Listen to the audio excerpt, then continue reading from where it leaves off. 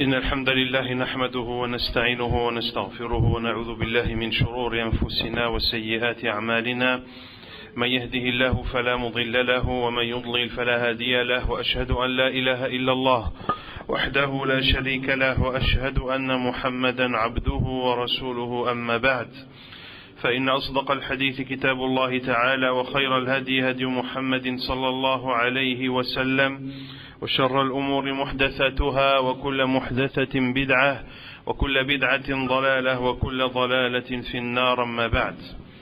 فهذا المجلس الثالث عشر من مجالس شهر رمضان سنتحدث فيه بإذن الله عز وجل عن غزوة بدر التي وقعت في هذا الشهر المبارك. هذه الغزوة التي نصر الله المسلمين على أعدائهم المشركين، وسمى ذلك اليوم يوم الفرقان لأنه سبحانه وتعالى فرق بين الحق والباطل بنصرة رسوله والمؤمنين، وكان ذلك في شهر رمضان من السنة الثانية من الهجرة. وكان سبب هذه الغزوة أن النبي صلى الله عليه وسلم بلغه أن أبا سفيان قد توجه من الشام إلى مكة بعير قريش، فدعا أصحابه إلى الخروج إليه لأخذ العير، لأن قريش حرب لرسول الله صلى الله عليه وسلم وأصحابه وليس بينه وبينهم عهد، وقد أخرجوهم من ديارهم وأموالهم وقاموا ضد دعوتهم، فكانوا مستحقين لما أراد النبي صلى الله عليه وسلم وأصحابه بعيرهم. Ceci est la 13e assise des assises du Ramadan, dans laquelle nous allons traiter et parler de la bataille de Badr. Cette bataille de Badr qui a eu lieu pendant ce mois béni de Ramadan, une bataille dans laquelle Allah subhanahu wa ta'ala a accordé la victoire aux musulmans. Allah subhanahu wa ta'ala a appelé ce jour de la bataille de Badr Yawm al-Furqan, le jour du discernement, car Allah subhanahu wa ta'ala a fait durant ce jour la distinction entre le vrai et le faux, en accordant la victoire au prophète sallallahu alayhi wa sallam, en accordant la victoire au prophète sallallahu alayhi wa sallam, et en donnant la défaite aux polythéistes de la Mecque. Cette victoire a eu lieu pendant le mois du Ramadan de l'année 2 de l'Hégire. Et la cause de cette bataille de Badr est que le prophète sallallahu alayhi wa sallam a eu l'information que Abu Sufyan revenait du Sham vers la Mecque avec une caravane commerciale en sa possession. Et effectivement, Abu Sufyan, qui par la suite s'est converti à l'islam, revenait du Sham avec une caravane pleine de biens et de richesses de Quraysh. Et cette caravane n'était escortée que par une quarantaine d'hommes. Le prophète sallallahu alayhi wa sallam a appelé ses compagnons radiallahu anhum de sortir pour aller attaquer cette caravane, car les polythéistes de la Mecque étaient en guerre avec le prophète sallallahu alayhi wa sallam. Il n'y avait pas entre le prophète sallallahu alayhi wa sallam et les polythéistes de pacte. Au contraire, c'était une guerre déclarée au point que les polythéistes ont expulsé les musulmans de la Mecque, les ont expulsés de leurs maisons, les ont privés de leurs biens et se sont mis face à eux contre l'appel à la vérité, à savoir l'appel à l'islam. Ainsi, les polythéistes de la Mecque méritaient de la part du prophète sallallahu alayhi wa sallam et ses compagnons de voir leur caravane être attaqué par les musulmans.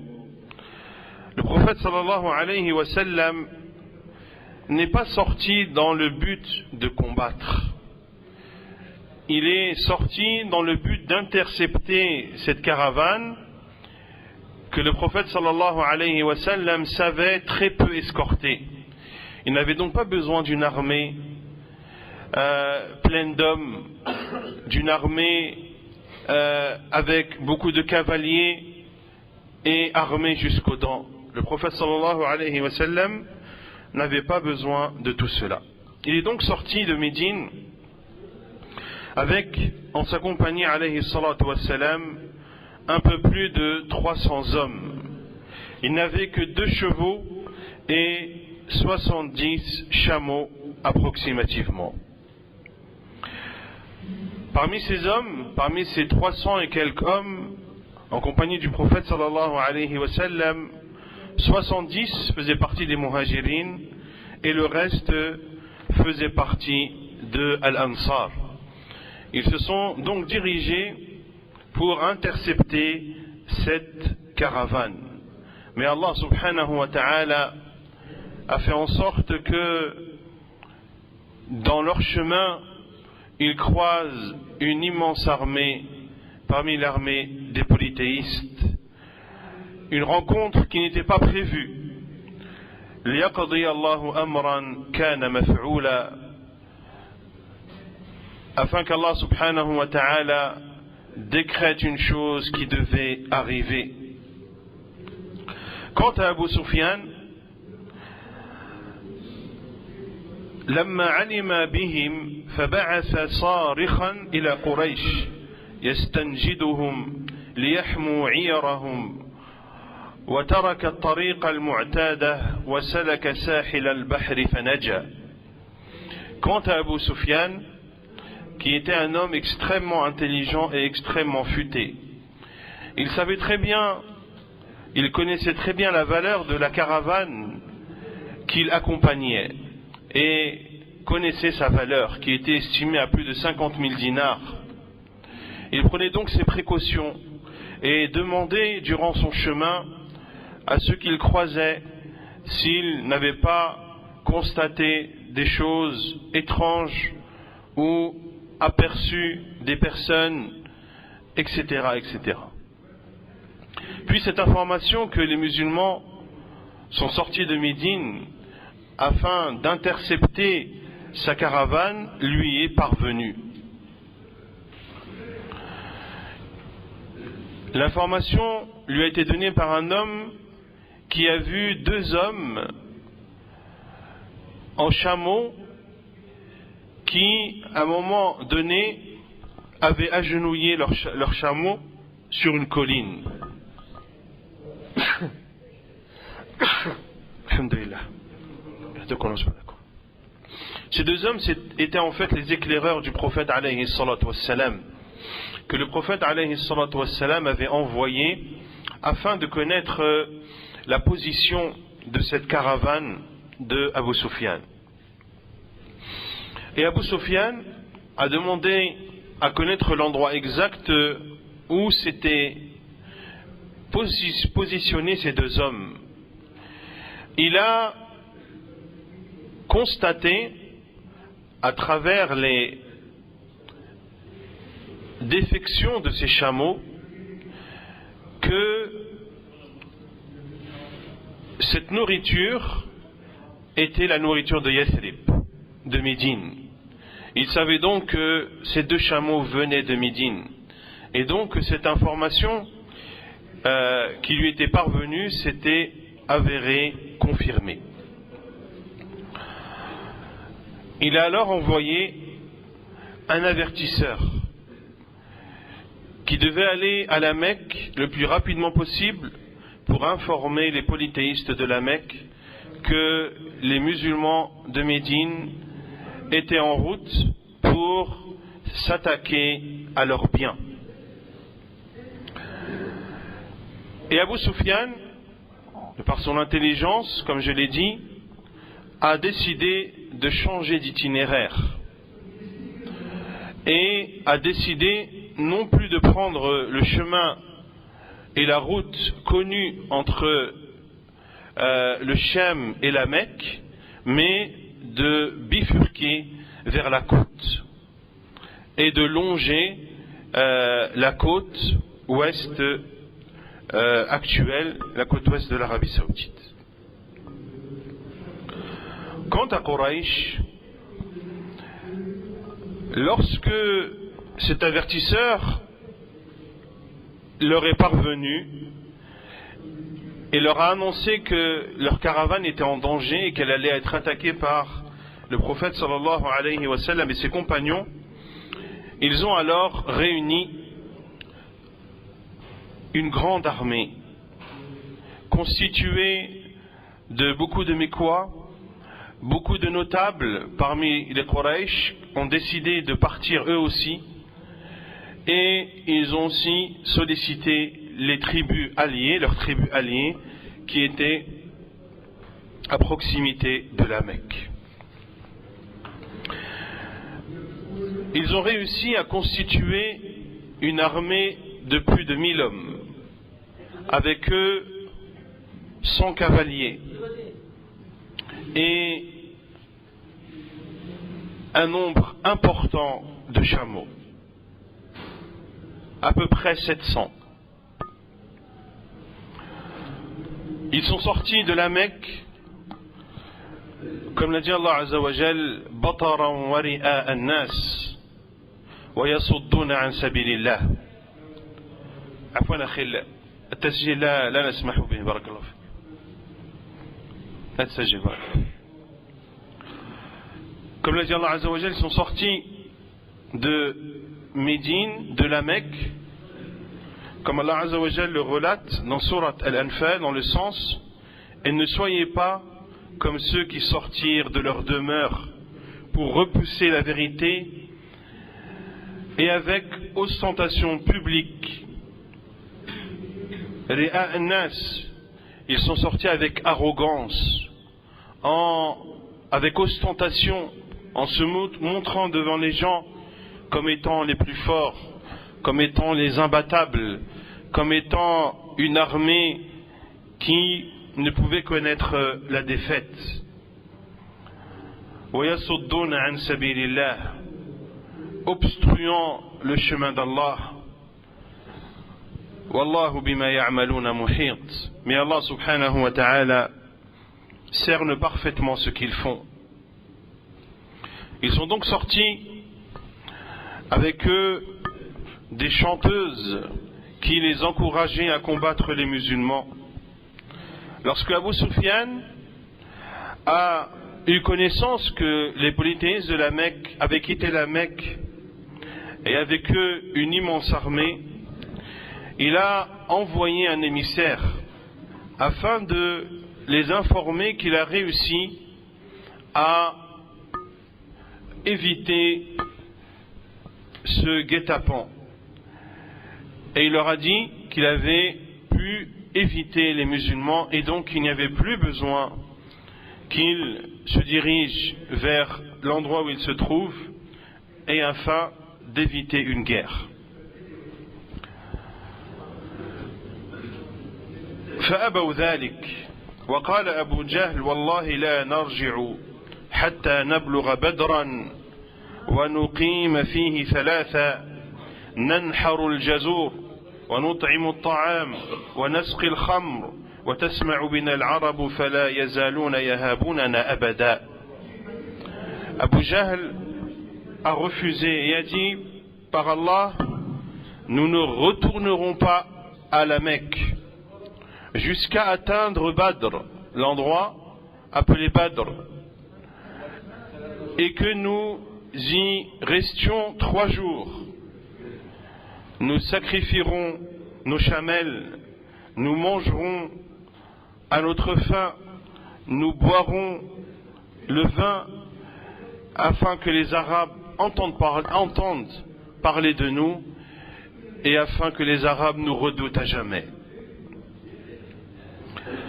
أما رسول الله صلى الله عليه وسلم لما علم بخروج قريش جمع من معه من الصحابة واستشارهم عليه الصلاة والسلام Quant au prophète sallallahu alayhi wa sallam, quand l'information que les polythéistes de la Mecque sont sortis,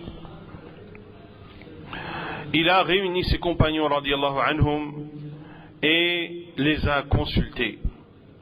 Il leur a dit alayhi salatu wassalam: Inna Allah qad wa'adani ihda at-ta'ifatayn, imma al-'ira aw al-jaysh.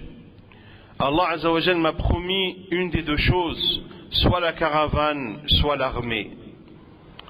Al-Miqdad ibn al-Aswad radiyallahu anhu, qui faisait partie des muhajirin, a pris la parole et s'est exprimé au nom des muhajirin, comme je l'ai dit, qui étaient à peu près 70 dans ce groupe constitué d'un peu plus de 300 personnes. Al-Miqdad ibn al-Aswad s'est exprimé au nom des muhajirin et il lui a dit: ô envoyé d'Allah, reste et suis ce qu'Allah subhanahu wa ta'ala t'a ordonné. Par Allah, nous ne dirons pas comme ont dit les fils d'Israël à Moussa: fadhhab anta wa rabbuka faqatila inna hahuna qa'idun. Nous ne dirons pas comme les fils d'Israël ont dit à Moussa: va, toi et ton Seigneur, combattre, nous restons assis ici. Mais nous combattrons à tes côtés, nous combattrons à ta droite, à ta gauche, devant toi et derrière toi.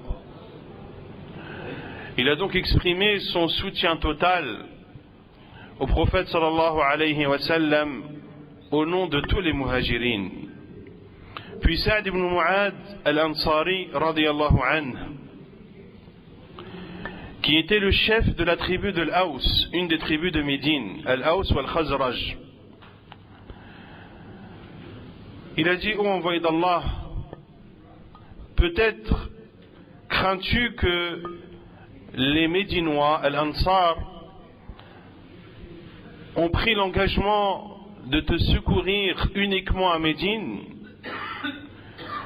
Et je te dis au nom des Ansar, fais ce que tu veux, fais le pacte avec qui tu veux, combat qui tu veux, prends de nos biens ce que tu veux, laisse de nos biens ce que tu veux, et ce que tu prends de nos biens est plus aimé chez nous que ce que tu laisses.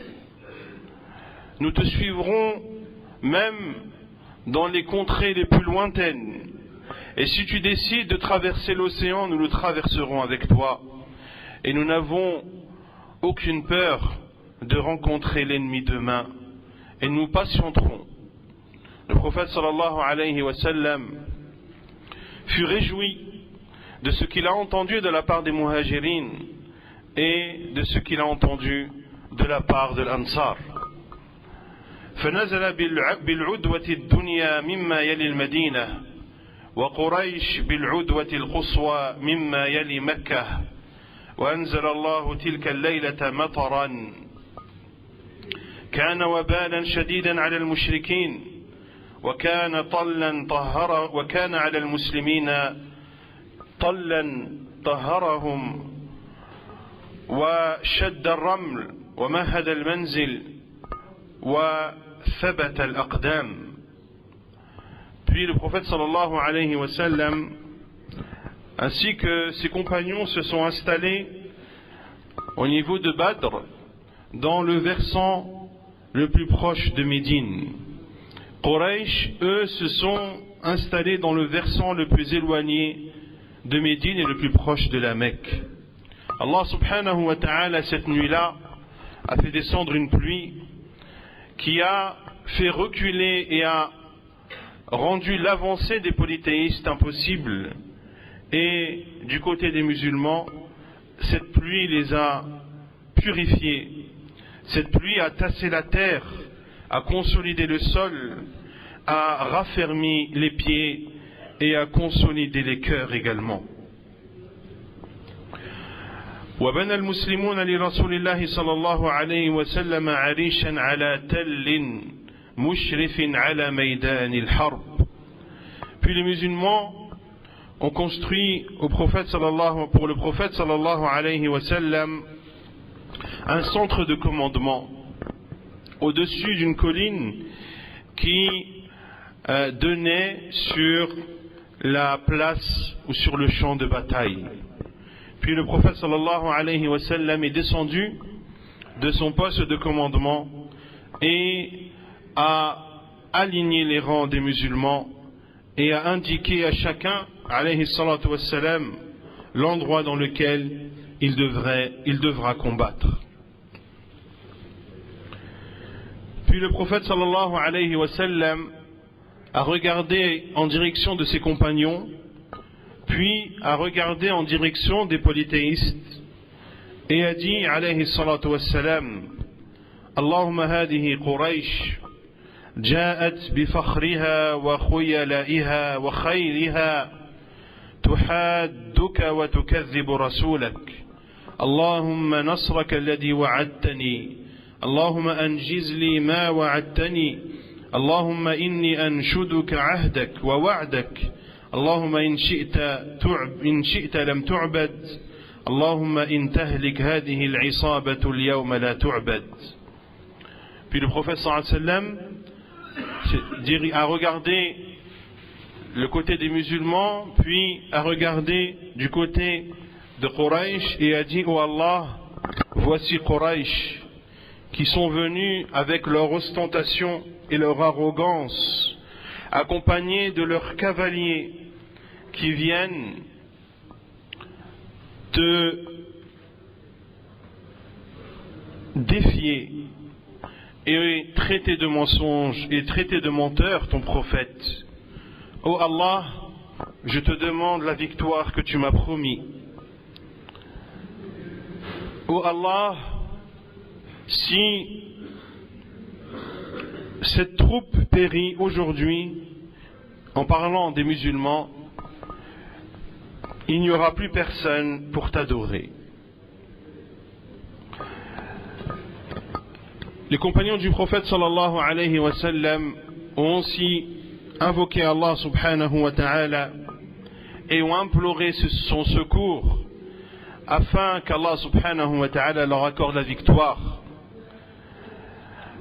Allah azza wa jal relate cela dans surat Al-Anfal: إذ يوحي ربك إلى الملائكة أني معكم فثبتوا الذين آمنوا. Lorsque ton Seigneur a révélé aux anges: Anni ma'akum, je suis avec vous.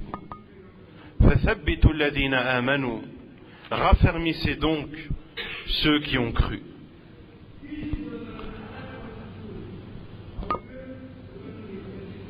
Puis la bataille a commencé. والنبي صلى الله عليه وسلم في العريش ومعه أبو بكر وسعد ابن معاذ يحرسانه عليه الصلاة والسلام فما زال النبي صلى الله عليه وسلم يناشد ربه ويستنصره ويستغيثه ثم خرج يقول سيهزم الجمع ويولون الدبر.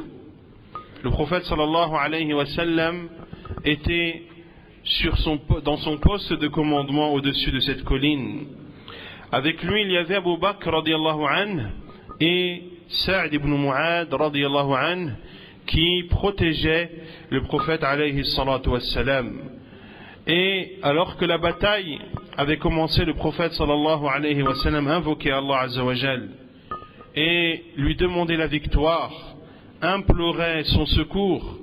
Puis le prophète sallallahu alayhi wa sallam est sorti et descendu de son poste de commandement en disant: Sayuhzamul jam'u wa yuwalluna ad-dubur.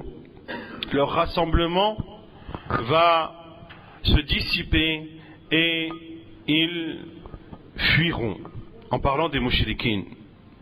Et le prophète sallallahu alayhi wa sallam a alors encouragé ses compagnons dans le combat et leur a dit: Walladhi nafsu Muhammadin biyadihi la yuqatiluhum al-yawma rajulun fayuqtalu sabiran muhtasiban muqbilan ghayra mudbir illa adkhalahu Allahu al-jannah.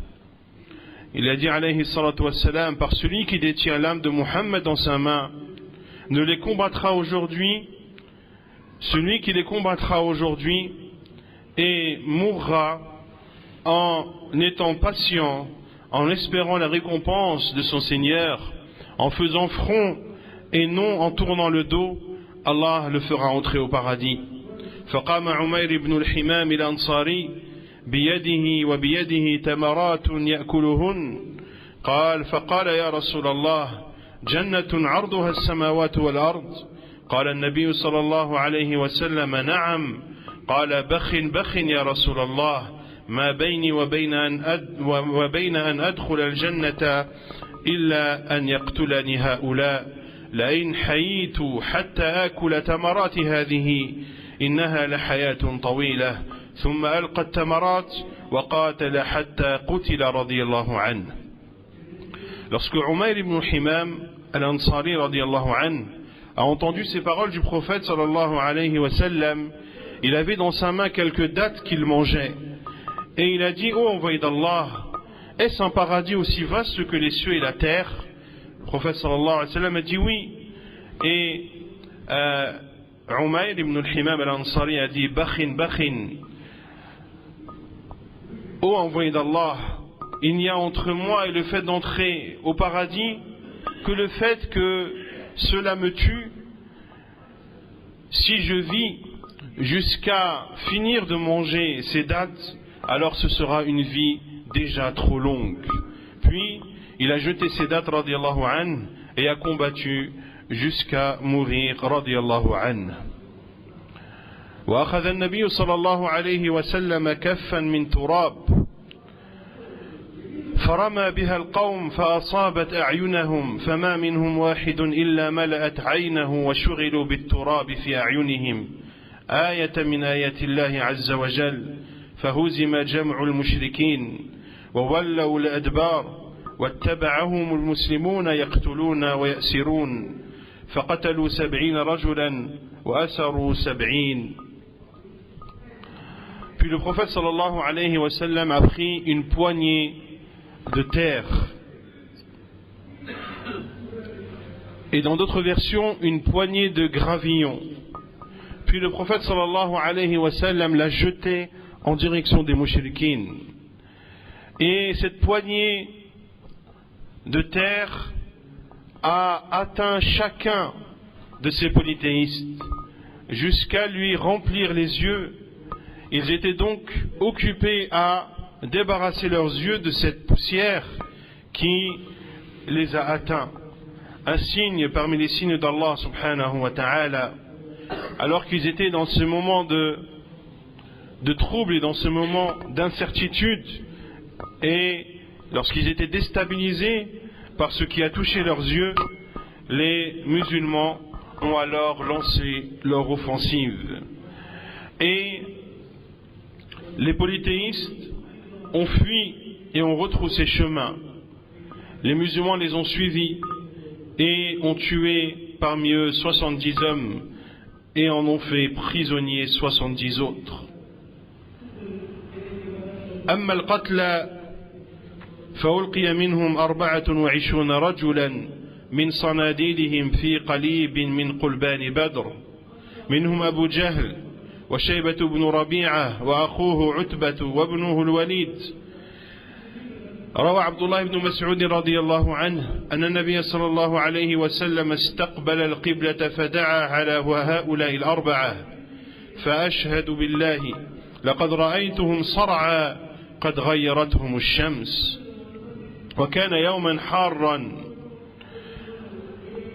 وعن أبي طلحة رضي الله عنه أن النبي صلى الله عليه وسلم أمر يوم بدر ب24 رجلا من صناديد قريش فقذفوا في طوي من أطواء بدر خبيث مخبث وكان إذا ظهر على قوم أقام بالعرصة 3 ليال فلما كان ببدر اليوم الثالث أمر براحلته فشد عليها ثم مشى واتبعه أصحابه رضي الله عنهم حتى قام على شفة الركي فجعل يناديهم بأسمائهم وأسماء آبائهم يا فلان ابن فلان ويا فلان ابن فلان أيسركم أنكم أطعتم الله ورسوله فإنا قد وجدنا ما وعدنا ربنا حقا فهل وجدتم ما وعد ربكم حقا قال عمر يا رسول الله ما تكلم من أجساد لا أرواح فيها لا أرواح لها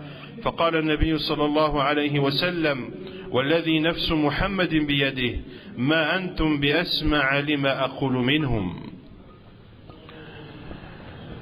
Puis le prophète sallallahu alayhi wa sallam a ordonné à ce que 24 parmi ces tués du côté de Quraysh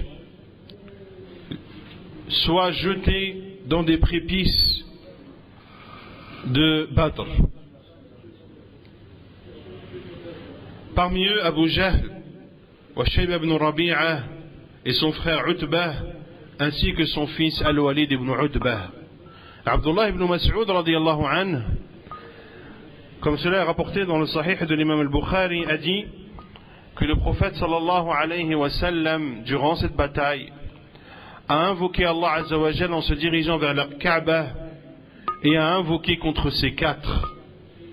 Et il a attesté radiyallahu anhu les avoir vus gisant morts, leur corps étant devenus putrifiés par la forte chaleur qui était présente à ce moment-là. Le prophète sallallahu alayhi wa sallam, parmi les 70 qui ont été tués du côté des polythéistes de Quraysh, il a ordonné à ce que 24 parmi les notables soient jetés dans des fosses de Badr. Et le prophète sallallahu alayhi wa sallam, après une bataille, restait toujours 3 jours pour montrer sa suprématie et pour montrer que la bataille est gagnée et qu'il restait dans cet endroit 3 jours alayhi salatu wassalam. Une fois ces 3 jours écoulés, il a ordonné à ce que l'on prépare sa monture, puis est parti alayhi salatu wassalam et ses compagnons le suivaient radiyallahu anhum. Une fois arrivé à proximité des fosses, le prophète sallallahu alayhi wa sallam a appelé chacun de ces 24 cadavres gisants. Il les a appelés par leur nom et le nom de leur père et leur a dit: ô un tel, fils d'un tel, et toi un tel, fils d'un tel, êtes-vous joyeux d'avoir obéi à Allah et à son prophète? Quant à nous, nous avons trouvé ce que notre Seigneur nous avait promis. Et quant à vous, avez-vous trouvé ce que votre Seigneur vous avait promis comme étant vérité? Omar radiallahu anhu a dit: ô envoyé d'Allah, pourquoi t'adresses-tu à des corps sans âme? Et le prophète sallallahu alayhi wa sallam de répondre: par celui qui détient l'âme de Muhammad dans sa main, vous n'entendez pas mieux que ce que je leur dis. Vous n'entendez pas mieux que ce que je leur dis. Puis le prophète sallallahu alayhi wa sallam est retourné à Médine. Et durant son retour vers Médine alayhi salatu wa sallam, s'est posé la question des prisonniers, qui étaient, comme on l'a vu, au nombre de 70. Et le prophète sallallahu alayhi wa sallam a consulté ses compagnons pour décider du sort de ces prisonniers. Puis le prophète sallallahu alayhi wa sallam a décidé d'établir une rançon pour la plupart d'entre eux, qui était estimée entre 1000 et 4000 dirhams. Pour certains, le prophète sallallahu alayhi wa sallam lui a promis la libération à condition qu'il enseigne aux enfants de Médine à lire et à écrire, car parmi eux il y en avait qui savaient très bien lire et écrire. Parmi eux, le prophète sallallahu alayhi wa sallam en a libéré en échange de la libération de prisonniers qui étaient détenus chez les polythéistes de la Mecque. Et parmi eux, le prophète sallallahu alayhi wa sallam a accordé la libération, et d'autres que le prophète sallallahu alayhi wa sallam a décidé de tuer, car ils faisaient partie des notables et des têtes et de ceux qui ont semé la corruption sur terre et de ceux qui ont causé de nombreux torts aux musulmans.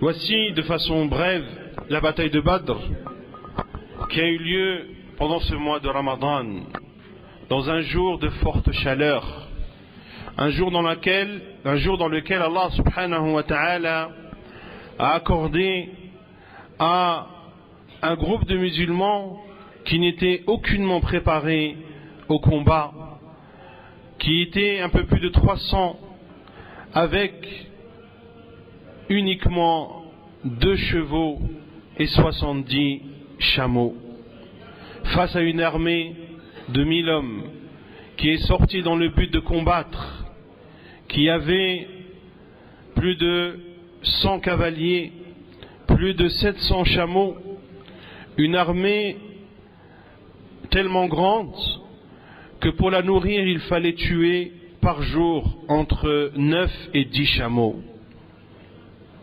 Allah subhanahu wa ta'ala leur a accordé la victoire.